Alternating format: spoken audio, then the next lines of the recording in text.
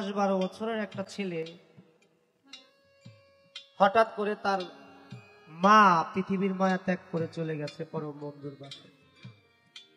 ছেলেটা মা হারা হয়ে গেছে। মাকে হারাইতে না হারাইতেই তার অল্প কয়েকদিনের ব্যবধানে ছেলেটার বাবাও চলে গেছে। আমি প্রথমে বলেছিলাম জগতে আসার সিরিয়াল আছে, চলে যাবার কারো কোনো সিরিয়াল নাই।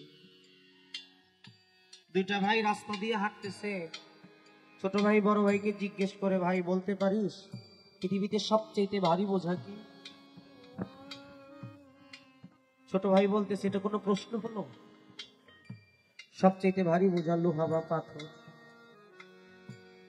বড় ভাই ছোট ভাইকে জড়ায় ধরে বলে, না রে ভাই, এর চেয়ে তো অনেক বেশি ভারী বোঝা আছে জানিস। যখন আমাদের বাবা মরে গেল তুই তখন অনেক ছোট, বাবা কি জিনিস জানিস তো রে ভাই। এলাকাবাসী আমাকে সান্ত্বনা দিয়ে বলে, বাবা কারো চিরদিন বেঁচে থাকে না। সেই দিন বাবার লাশটা গোসল করাইয়া কাফনের কাফন পরাইয়া খাটিয়াটা ধরে ডান কাঁধে নিয়ে কিছুটা দূর যাওয়ার পরে মনে হইতেছিল কে যেন একটা বড় পাহাড় আমার কাঁধে চাপায় দিয়ে।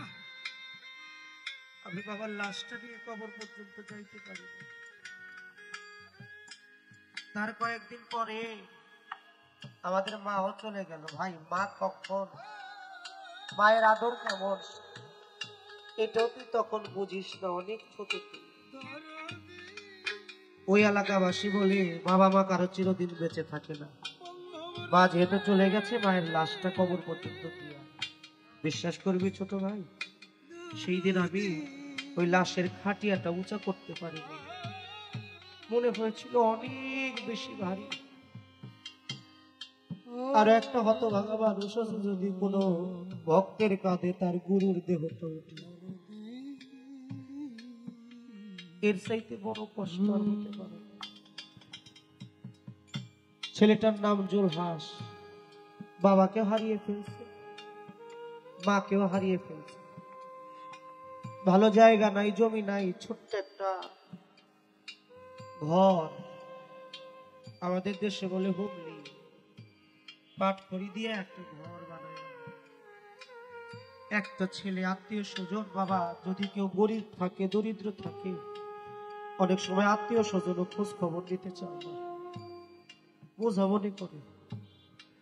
ছেলেটা এতিম হয়ে দাঁড়ে দাঁড়ে ঘুরে, এত দুঃখ এত কষ্ট কেউ তার বুঝে না।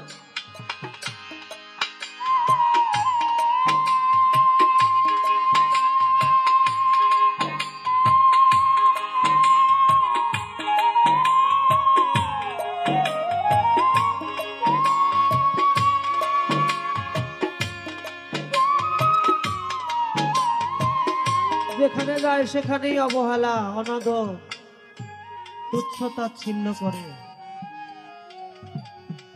মানুষের বাড়িতে বাড়িতে কামলা দিয়া আস্তে আস্তে আস্তে বড় হয়েছে।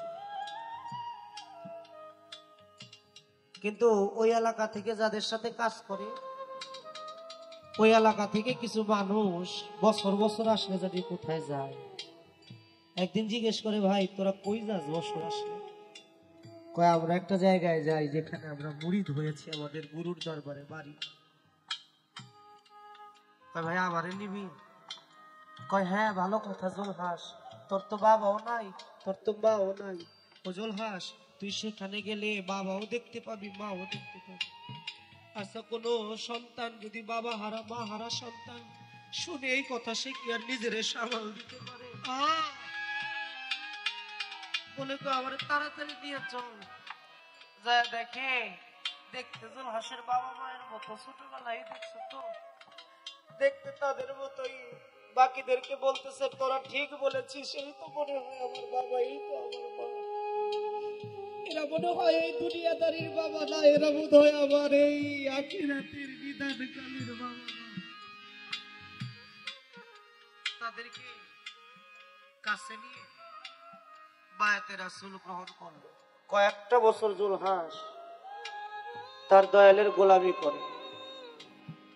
আমার দয়াল পরস্তান বলতো, মানিক রে, যে যত করে দয়ালের গোলামি সে তত পায় সেলামি, আর যে যত দয়াল বলে কান্দে সে পারের সম্বল ততটাই বাঁধবে। কারণ সাধু বলেছে, ধনী মানি পায় না সে ধন, পায় গরিব কাঙ্গালে। হাসিতে খুশিতে থাকে না দয়াল, থাকে চোখের জলে। দ্বিজ দাসের এই 12টা ঘুচাও মায়া মমতা। দয়াল বলে, শামসু চাঁদ বলে, বরিয়া বলি বলে, হাসিম চাঁদ বলে, আমার পরশ চাঁদ বলে, আমার মহিনুল চাঁদ বলে, রশিদি চাঁদ বলে, কাঁদিবারে দাও ক্ষমতা, আমি কেঁদে তোমার গুণ গাই। তুমি ছাড়া আর আমার কেহ নাই, কেহ নাই। তুমি মাতা, তুমি পিতা, তুমি বন্ধু, তুমি ভাই। বাবা গোলামি করতে করতে এক সময় বলে, যে হাসরে অনেকটা দিন তো গোলামি করবি, এবার একটু সংসার করতে হবে। একটা বিয়ে করা বাড়িতে কাজ টাজ কইরা থাক, কিন্তু বাবা গুরুকে যে ভালোবাসার মতো বাসতে পারে সেই ভক্তটা গুরুর একান্ত ভক্ত হয়। একান্ত ভক্ত, ভক্ত অনেক হয় কিন্তু একান্ত ভক্ত সবাই হইতে পারে না। আজিজ ভাই সে গোলামি করতে করতে একান্ত হয়ে গেছে, কিন্তু পীর ভাইদের মধ্যে অনেক হিংসা থাকতে অনেকের ভিতরে। অনেকে কয় খালি ও জোল হাস, দয়াল রে কিছুই দেয় না, খালি জোল হাসি দয়াল খালি ডাকে, বিভিন্ন কাজকর্মের হুকুম দেয়, আমাকে তো কিছু কয় না। জোল হাস কয়েকটা বছর চলে গেছে, এইভাবে চলতেছে। এই বছরও রস আসছে, জোলহাস তার স্ত্রীর কাছে বলতেছে, আমি এই বছর রসে ঘুরে আসবো, দয়াল যদি অনুমতি দেয়। রসের মধ্যে দয়ালের গোলামি করতেছে। 3 দিন রস শেষ, 3 দিন রস শেষে জোলহাস বলতেছে, বাজান আপনি যদি অনুমতি দিতেন, আপনার নাতি ছেলেটার খুব অসুখ, আপনি যদি অনুমতি দিতেন আমি একটু বাড়িতে যাইতাম। কয় বাবা ঠিক আছে যাও। অনুমতি নিয়ে বিদায় হয়ে গেছে। আবার 2-3 ঘন্টা পরে জোলহাস বিদায় হয়ে গেছে। 2-3 ঘন্টা পরে একজনে ডাক দিয়ে বলতেছে, তোমাকে সবাই রে দেখি, কই আমার জোলহাস রে তো দেখি না, আমার জোলহাস কই। একজন ধনী ভক্ত আয়সা বলতেছে, বাজার জোলহাস না 3-4 ঘন্টা আপনার কাছে বৈশা থেকে বিদায় নিয়ে গেল, আপনার খেয়াল নাই? কয় বাবা জোলহাস বিদায় নিয়ে গেছে। একজন আর একজনকে বলতেছে, ব্যাপারটা কি? আমরা বাবারে কত কিছু দেই, বছরে ওরস আসলে বাবারে বইস দেই, কেউ বলে 50,000 টাকা দেই, কেউ বলে কত চাউল দেই, ডাউল দেই, কাফেলা নিয়ে আসি, আমাদের কথা বলে না, শুধু জোলহাসের কথা বলে। বাজার জোলহাসের মধ্যে পাইছি কি? ওরস আসলে তো জোলহাস 10টা টাকা নজরানাও দেয় না, সবাই মিলে যাইয়া দয়াল রে বলতেছে, বাজার আপনি যদি আমাদের অপরাধ মার্জনা করে ক্ষমা করে একটা কথার জবাব দিতেন, আমরা আপনার সর্বস্ব দিয়ে ভালোবাসি, কিন্তু আমাদের কারো কথাই আপনি বলেন না। কিছুক্ষণ পর পর জোলহাস রে খুঁজেন, বাজার জোলহাসের মধ্যে পাইছেন কি আপনি? বাবা জোলহাসের মধ্যে কি পাইছি দেখবো না শুনবা? কয় যদি দেখতে পারতাম তাহলে তো শোনাও হয়ে। কয় তোর বাড়িতে যাইতে গেলে একটা নৌকা, একটা ট্রলার ভাড়া করতে হবে। ট্রলার ভাড়া কইরা জোলহাসের বাড়ির দিকে দয়াল রওনা হয়ে গেছে। আর ওইদিকে জোলহাসের স্ত্রীকে ডেকে ডেকে বলতেছে, ওগো আমার যেন কেন মনে হইতেছে আমার মুর্শিদ, আমার দয়াল, আমার বইরা বড়ি, আমার শামসুল চাঁদ আমার বাড়ির দিকে রওনা হয়ে গেছে। সারাটা জীবন দুঃখ কষ্ট এত করলাম, এত ব্যথা পাইলাম, আঘাত পাইলাম, অপমান লাঞ্ছনা কত কিছু সহ্য করেও তো আমি তারই ভালোবাসি। আমার কি এই দুঃখের ডালি আমার মাথা থেকে কোনোদিনও সরবে না? দুঃখের ঢালি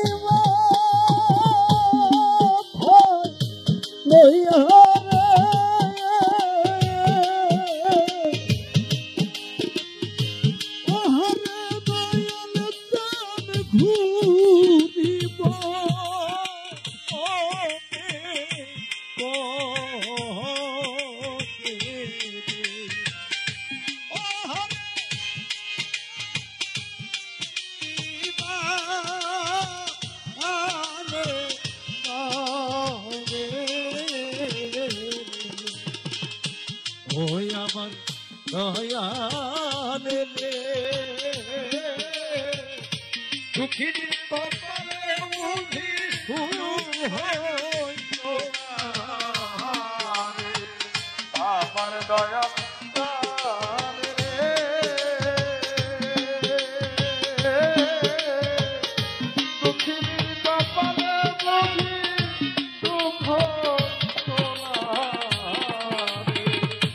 দুঃখের আগুন দাউ দাউ করে রে ও হারে দয়াল চলে আমার বুকে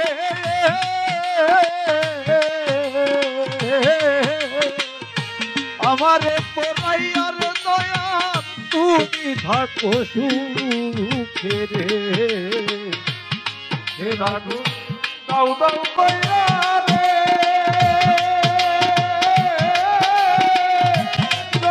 আমার বুকে আমারে পড়াইয়া তুমি থাকো সুখে হামসে দিন জান তুমি আমার হইলে দয়াল রে তুমি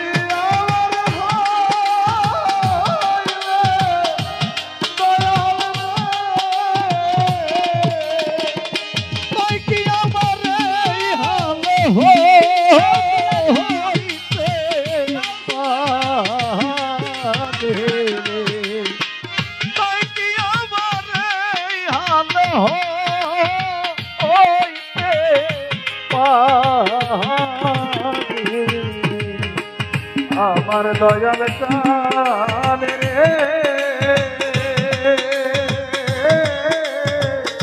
দুঃখীর কপালে বুঝি সুখ হইল না রে দুঃখীর কপালে বুঝি সুখ হইল না।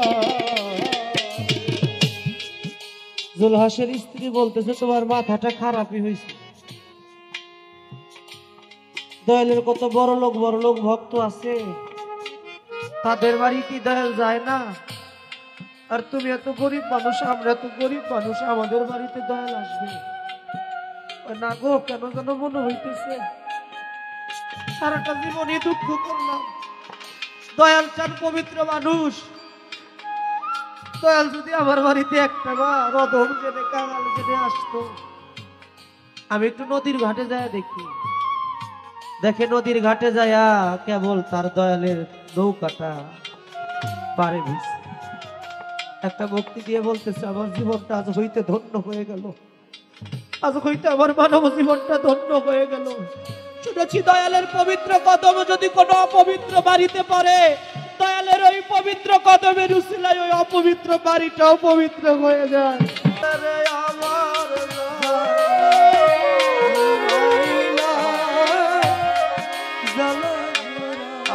বলতেছে বাবা আপনি ছাড়া আমি কার কাছে যাব? আপনার যা কিছু ছিল আপনি সব নিয়ে গেছেন, কিন্তু আমার তো আপনি ছাড়া আর কেউ নাই। আমি এই ভেবে কাঁদতেছি আপনার ওই পবিত্র নৌকার মধ্যে একটা ঘরের জায়গা হয়েছে, একটা বনের পশু গাভীর জায়গা হয়েছে, আপনার একটা শিশু সন্তান স্ত্রীর জায়গা হয়েছে, কিন্তু জগতে আমার তো আপনি ছাড়া কেউ নাই। আমার জায়গাটা কেন আপনার ওই পবিত্র নৌকার মধ্যে হলো না? তুই বিনে কান গালের বান্ধ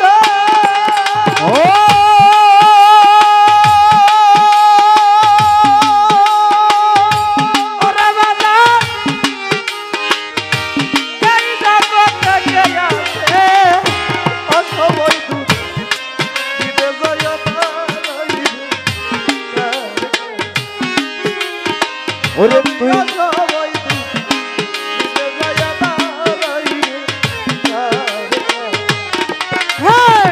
তুই দিনের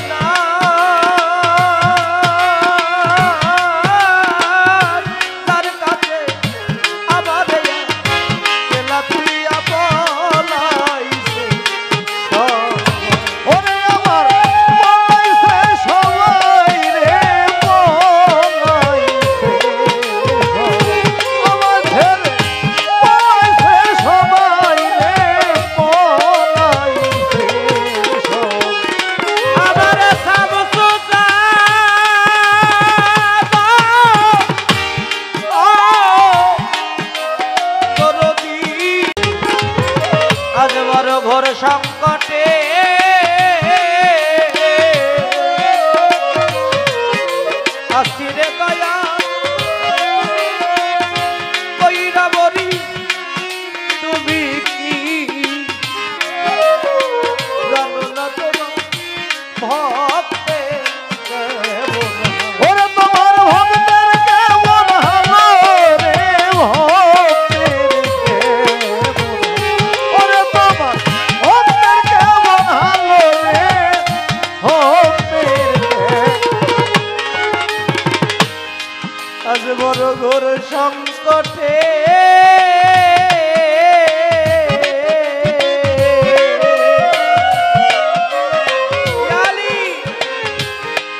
আসিরে দয়া তুমি তো জানো তোমার ভক্তের কেমন হয় বড় ঘোর সংকটে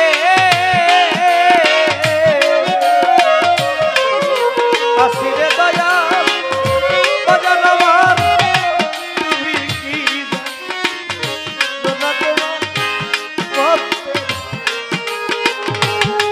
ও তোমার ভক্তের কেমন হলো রে ভক্তের কেমন ওরে তোমার ভক্তের কেমন হলো রে ভক্তের কেমন জগতে সবার পাইতে আমি কাঙা ও আমার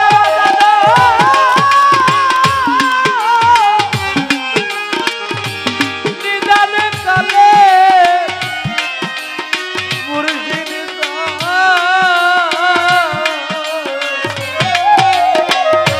আমার পাইতে আমি কাঙা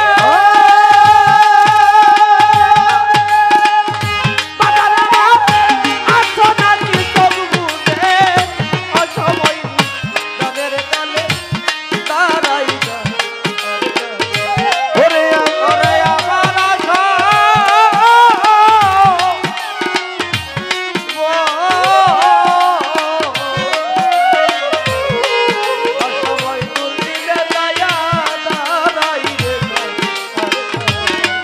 ওরে তুই দিনে থাক প্রাণের বাঁধব না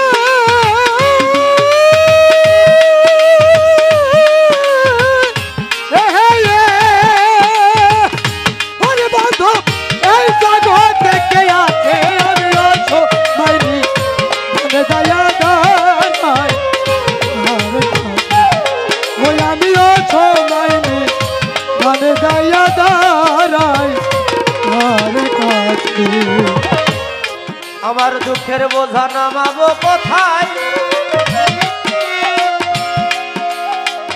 আমার শামসুকার দুঃখের বোঝা নামাবো কোথায়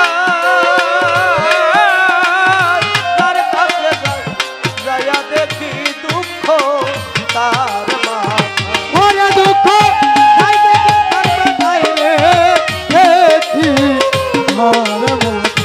ওরে দুঃখ দেখি তার মাথায় রে দেখি তার মাথা আমার দুঃখের বোঝা দুঃখের বোঝা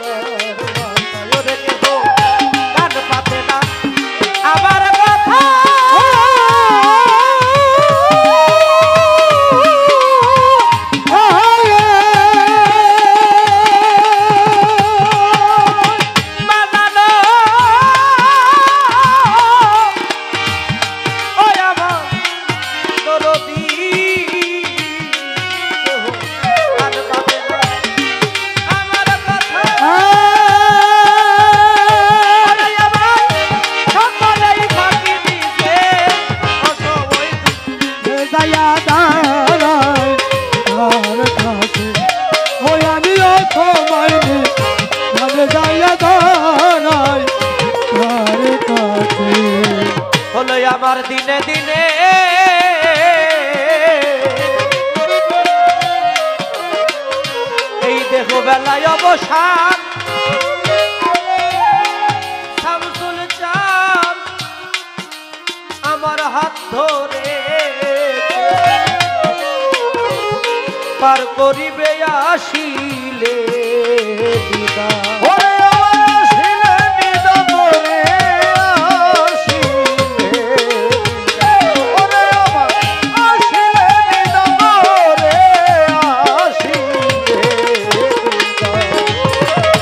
যেদিন আমি ভাবে এসেছিলাম আমার সাথে কেউ এসেছিল না, আবার যেদিন এই ভব ছেড়ে চলে যাব আমার সাথে কেউ থাকবে না, ওই নিদান কালে যদি মুর্শিদ দয়া করে একটু দয়া চরণে আশ্রয় দেয়, সে আশায় সাধক বললে না দিনে দিনে হলো বেলায় অবসান আমার ক্ষণে ক্ষণে দিনে দিনে বেলায় অবসান নিদান কালে হাত ধরে পার করিবে আসিলে ওরে বাজার সেই চিন্তায় বাউল